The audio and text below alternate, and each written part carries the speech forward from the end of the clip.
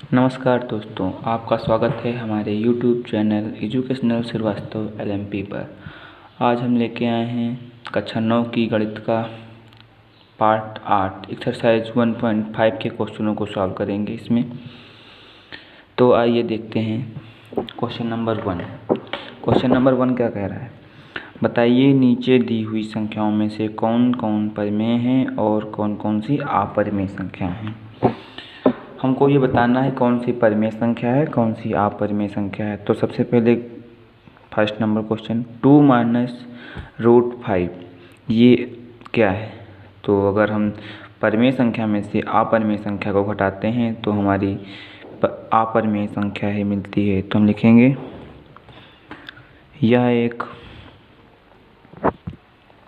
यह एक अपरिमेय संख्या है, क्योंकि परिमेय संख्या में से अगर हम अपरिमेय संख्या को घटाते हैं तो अपरिमेय संख्या ही प्राप्त होती है, जो कि हम पार्ट नंबर 7 में अच्छे से बता चुके हैं। ये परिमेय संख्या है, ये अपरिमेय है। परिमेय में से अपरिमेय संख्या को घटाते हैं तो हमारी अपरिमेय संख्या ही प्राप्त होती है। अब क्वेश्चन नंबर 2 की तरफ बात करते हैं। तो अगर इसको सॉल्व करें 3 प्लस रूट 23 माइनस 23, हम ब्रैकेट खोल देते हैं। 23 कैंसिल हो रहा है, ये कैंसिल हो गया। हमारा बचा क्या? 3 हमारी जो कि 3 बचा। 3 को हम पी पान क्यों के रूप में भी लिख सकते हैं, 3/p 3/1 लिख सकते हैं। 3 हमारी परिमेय संख्या है, ये हमारी परिमेय है। तो इसको इसमें लिखेंगे कि इसको सॉल्व करने पर अपरिमेय संख्या कट जाती है और प्राप्त संख्या हमको परिमेय संख्या मिलती है, इसलिए यह संख्या परिमेय है। अब क्वेश्चन नंबर 3 की तरफ बढ़ते हैं। इसको अगर सॉल्व करें तो रूट 7 और रूट 7 कैंसिल हो जाएगा। क्या बचेगा? 2/7 बचेगा। लिख देंगे यह भी 2/7 परिमेय है, यह परिमेय संख्या है। सॉल्व करने पे हमको 2/7 मिलता है, जो कि परिमेय है। तो यह पूरी संख्या परिमेय संख्या है। 1/√2, अब इसको सॉल्व करेंगे तो कितना आएगा? सॉल्व करते चले जाएंगे, कुछ सॉल्व ही नहीं हो रहा है, इसको तो सॉल्व ही है। तो क्या लिखेंगे? यह अपरिमेय है, क्योंकि इसका दशमलव प्रसार अगर करते हैं हम तो वो अशांत दशमलव प्रसार होता है, अशांत अनावर्ती दशमलव प्रसार, इसलिए यह अपरिमेय संख्या है। ये देखिए, ये भी हमारी अपरिमेय संख्या है। क्यों अपरिमेय संख्या है? अपरिमेय है क्यों है? क्योंकि किसी भी अपरिमेय संख्या में हम परिमेय संख्या की गुणा करते हैं तो अपरिमेय संख्या ही मिलती है।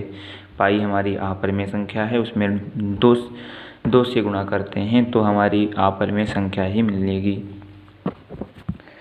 बात करते हैं क्वेश्चन नंबर 2 की। निम्नलिखित व्यंजकों में से प्रत्येक व्यंजक को सरल करना। इन क्वेश्चनों में थोड़ा सा हम लोगों को अच्छा लगता है क्वेश्चनों को लगाते हुए इसको सरल करना है क्वेश्चन को। तो सबसे पहले देखेंगे जो ये है वही ये है, नहीं है, तो यानी कि a + b a - b a + b का होल स्क्वायर, कोई सूत्र नहीं लगेगा। हम क्या लिखेंगे? इसकी गुणा हम इसके साथ करेंगे, फिर इसी की गुणा हम इसके साथ करेंगे, फिर इसकी गुणा इसके साथ और इसकी गुणा इसके साथ कर देंगे, बस हमारा आंसर मिल जाएगा। सबसे पहले इसकी गुणा इसके साथ 3 × 2 यानी कि 6, 3 × √2 यानी कि 3√2 प्लस √3 × 2 कितना होगा? 2√3 प्लस √3√2 कितना होगा? √6 हो जाएगा, यानी कि हमारा यही आंसर हो जाएगा। बस हम सर्वसमीका लगाते हुए चले जाएंगे और हमारा आंसर मिलता हुआ चला जाएगा।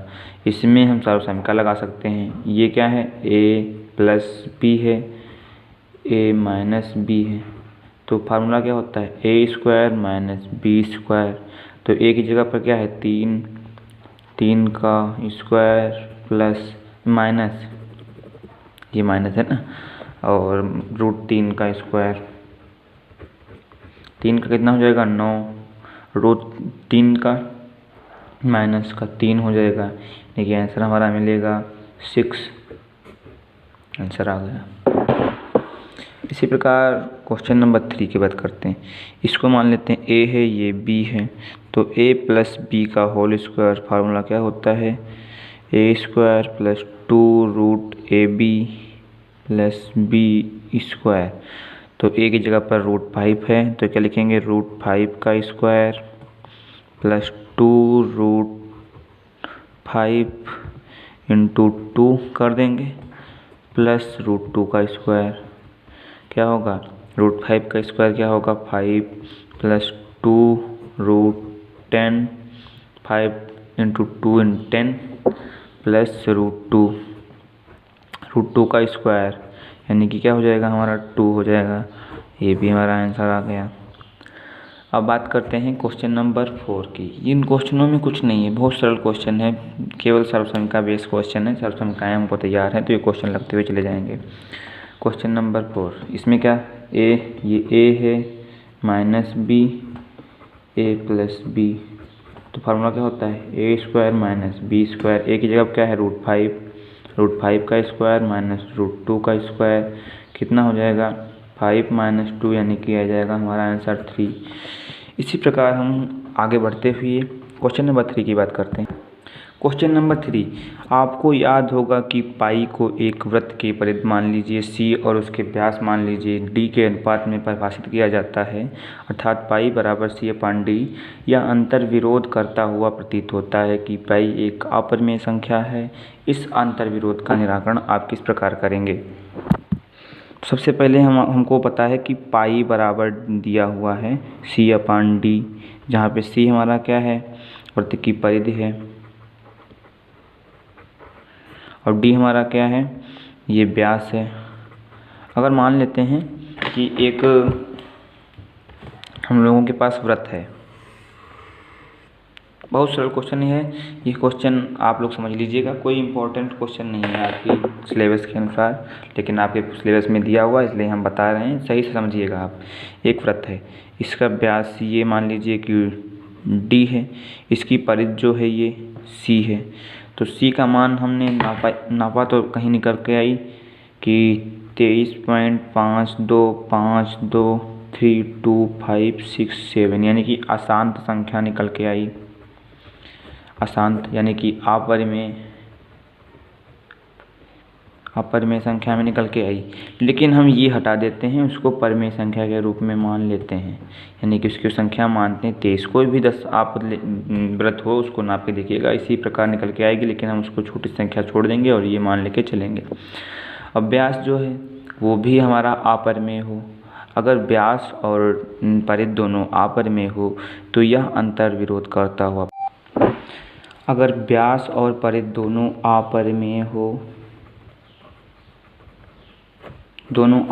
हो तो इस अंतर विरोध के अनुसार हम कह सकते हैं कि पाई एक अपरिमेय संख्या है। क्या कहेंगे कि पाई एक अपरिमेय संख्या है। यदि सी व डी दोनों अपरिमेय हो तो पाई एक अपरिमेय संख्या है। बस इसका सॉल्यूशन यही है। हम छोटी सी लाइन यही लिख देंगे कि अगर परिधि व व्यास दोनों अपरिमेय है तो पाई हमारी अपरिमेय संख्या है, अंतर विरोध करती है, अंतर विरोध प्रतीत करती है। इस प्रकार क्वेश्चन नंबर 3 को हम सॉल्व करते हुए क्वेश्चन नंबर 5 को सॉल्व करेंगे। क्वेश्चन नंबर 4 जो है वो संख्या रेखा पर निरूपित करना है रूट 9.3 को, जो कि वीडियो के सबसे लास्ट में करेंगे जिससे कि आपको वो याद रहे। तो आइए सॉल्व करते हैं। निम्नलिखित के हरों का परिमेयकरण करना है, इसका परिमेयकरण करना है। तो परिमेयकरण करते कैसे करेंगे, अगर एक संख्या हो तो उसी से हम ऊपर नीचे गुणा कर देते हैं। हमने पार्ट 7 बताया था, रूट 7 है तो हम उसी से रूट 7 ऊपर करेंगे, रूट 7 से नीचे गुणा कर देंगे, तो हमारा कितना आंसर आ जाएगा, root 7 upon root 7 into root 7 क्या हो जाएगा 7। ये हमारा इसका परिमेयकरण, हर का परिमेयकरण हो गया। लेकिन एक लैंग्वेज लिखेंगे कि हर का परिमेयकरण करने पर, बस ये ऊपर लिखेंगे और ये हमारा आंसर हो जाएगा। क्वेश्चन नंबर 2, अब इसमें क्या करेंगे, हर की संयुग्मी यानी कि माइनस है प्लस से ऊपर नीचे गुणा कर देंगे। लिखेंगे हर की संयुग्मी से अंश व हर में गुणा करने पर, अंश की संयुग्मी से अंश व हर में गुणा करने पे तो क्या लिखेंगे 1/√7 माइनस √6, ऊपर भी √7 प्लस √6, नीचे √7 प्लस √6 से गुणा कर देंगे। ऊपर क्या हो जाएगा √7 प्लस √6 हो जाएगा, नीचे हमारा √7 प्लस a माइनस b वाला फार्मूला लग जाएगा। क्या हो जाएगा √7 का होल स्क्वायर माइनस √6 का होल स्क्वायर, जो कि हमारा ऊपर बचेगा √7 प्लस नीचे √7, नीचे 7 हो जाएगा और 6 हो जाएगा, 7 माइनस 6 यानी कि 1 हो जाएगा। जो ये भी हमारा आंसर हो जाएगा। ये भी हमारा परिमेयकरण इसका भी हो गया। अब हम इसी के पार्ट नंबर 3 की बात करते हैं, उसका भी परिमेयकरण करना है।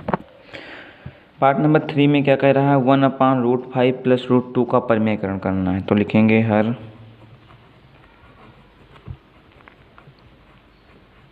हर की संयुग्मी से अंश व हर में गुणा करने पर, ये क्वेश्चन है, ये क्वेश्चन दोनों के लिए लाइन लिख दी हमने। इसकी गुणा करेंगे हर की संयुग्मी से, पर √5 प्लस √2 है, गुणा करेंगे √5 माइनस √2, √5 माइनस √2 से ऊपर नीचे गुणा करेंगे तो आंसर क्या आएगा हमारा, ऊपर हो जाएगा √5 माइनस √2 बटे नीचे क्या होगा a plus B, a minus B का फार्मूला लगेगा a plus B, a minus B क्या हो जाएगा √5 का स्क्वायर माइनस √2 का स्क्वायर। √5 का स्क्वायर हमारा क्या होगा, √5 का स्क्वायर 5 हो जाएगा, √2 का स्क्वायर यानी कि 2 हो जाएगा, यानी कि हमारा आंसर आ जाएगा 3। डायरेक्ट हम कर दिए हैं √3। ये भी हमारा संयुग्मी से गुणा करने पर परिमेयकरण हो गया, ये भी हमारा आंसर हो गया। अब बात करते हैं क्वेश्चन नंबर 5 के पार्ट 4 की।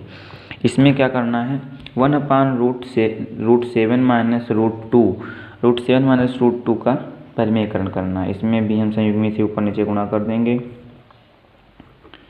7 माइनस 2 अलग, ऊपर करेंगे √7 प्लस 2 से, √7 प्लस 2 से हम ऊपर नीचे गुणा कर देंगे, ऊपर बचेगा √7 प्लस 2 अपॉन ये नीचे हर की संयुग्मी से गुणा हो जाएगा तो क्या बचेगा 7 माइनस 2, डायरेक्ट कर दिए हैं, यानी कि ऊपर 7 प्लस 2 बटे नीचे 5, यानी कि हमारा ये भी सॉल्व हो गया और संयुग्मी से गुणा करने के बाद हमारा परिमेयकरण हो गया।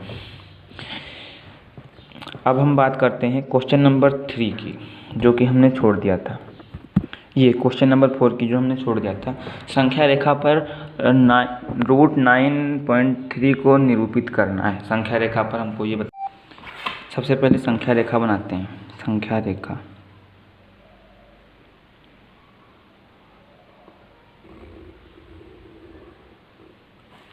रेखा बना ली हमने। मान लेते हैं कि पॉइंट बी है जो कि 0 पे, यहाँ पे 0 है। अब 1 सेंटीमीटर हम इधर चलते हैं, 1 सेंटीमीटर, लगभग 1 सेंटीमीटर चलते हैं यहाँ पे, 1 सेंटीमीटर। ये दूरी जो हमारी 1 सेंटीमीटर की है, इस पॉइंट को हम सी मान लेते हैं। अब पॉइंट बी से लेफ्ट हैंड साइड में 9.3, जितना हमको 9.3 निकालना है उतना ही चलते हैं, 9.3, लगभग 9.3, ये लगभग यहाँ पे हमारा 9.3 आ रहा है। आप लोग सही से नाप के बनाइएगा, 9.3 आ गया यहाँ पे। ये इसको मान लेते हैं पॉइंट नंबर ए है ये हमारा। अब ए और सी जो रेखा AC है, इसका हम आर्धक करते हैं। तो आधा कैसे करेंगे, थोड़े यहाँ प्रकार पटरी से करेंगे। तो प्रकार की नोक यहाँ पर रखेंगे, थोड़ा इससे ज़्यादा दूरी लेंगे, यहाँ पे ऊपर ऐसे लगाएंगे, नीचे भी उसी से ऐसे लगा देंगे। अब यहाँ पे उसी दूरी को नाप के रखेंगे और निशान यहाँ लगाएंगे और यहाँ लगा देंगे। और जो ये दोनों बिंदु मिलेंगे ये लगभग डैश डैश कर देंगे। ये पॉइंट हमारा लगभग होगा, ये पॉइंट हमारा दोनों भुजा का आधा होगा। अब हम प्रकार की नोक यहाँ पर रखेंगे और ए तक की दूरी ले लेंगे और प्रकार की नोक यहाँ रखते हुए हम ए से सी तक के एक अर्धवृत्त बनाएंगे। हमने पेन और प्रकार मतलब पेन, ये ऐसे पेन से ही बना दिया है। ए और सी के बीच ये अर्ध यहाँ से प्रकार की नोक रखी, यहाँ पे पेंसिल और बना दिया है। और आप लोग प्रकार पटरी से कीजिएगा। फिर ये जो दूरी होगी बी से यहाँ तक की दूरी ये नाप लेंगे। इसको मान लेते हैं कि ये बिंदु पी है, बी। तो जो ये दूरी हमारी होगी इसको ही प्रकार से हम इस दूरी नाप लेंगे, प्रकार से यहाँ पे इतना रखेंगे और यहाँ से अर्ध तक ये बनाते हुए प्रकार की नोक यहाँ ले आएंगे। जो पॉइंट नंबर हमारा ये होगा यही पॉइंट √9.3 होगा। जो ये पॉइंट होगा √9.3 होगा। आप लोग प्रकार पटरी से कीजिएगा। एक बार दोबारा हम इसी क्वेश्चन को बताते हैं। सबसे पहले एक संख्या रेखा बना लेते हैं। 0 बिंदु को हम बी मानते हैं कि ये बी है। वहाँ से 1 सेंटीमीटर सी बिंदु लेते हैं। फिर क्या करते हैं 9 सेंटीमीटर, जहाँ 0 था वहाँ 9 जितना हमको निकालना है उतना हम यहाँ पर 9.3 बना लिए। फिर हम इस भुजा का अर्धक करते हैं, भुजा ए सी का अर्धक करते हैं प्रकार उसकी सहायता से, पेंसिल की सहायता से। और फिर यहाँ से यहाँ तक की दूरी नाप लेते हैं और अर्धवृत्त बना देते हैं। अर्धवृत्त बनाने के बाद जो ये वाली लंब खींचते हैं यहाँ पे बिल्कुल 90 अंश का चांदा से हम बनाते हैं। 90 अंश का जो ये बनता है ये 90 अंश। फिर यहाँ से प्रकार से हम ये दूरी कर लेते हैं, ये दूरी नाप लेते हैं, ये दूरी नाप लेते हैं। तो प्रकार से जो ये दूरी होती है ये हमारी √9.3 होती है। इसी के साथ अगर ये भी क्वेश्चन आपको ये क्वेश्चन समझ में नहीं आया हो तो एक बार दोबारा देख लीजिएगा। इसी के साथ हम ये पार्ट यहीं पे समाप्त करते हैं। मुझको आशा है कि आप लोगों को सारे क्वेश्चन समझ में आए होंगे।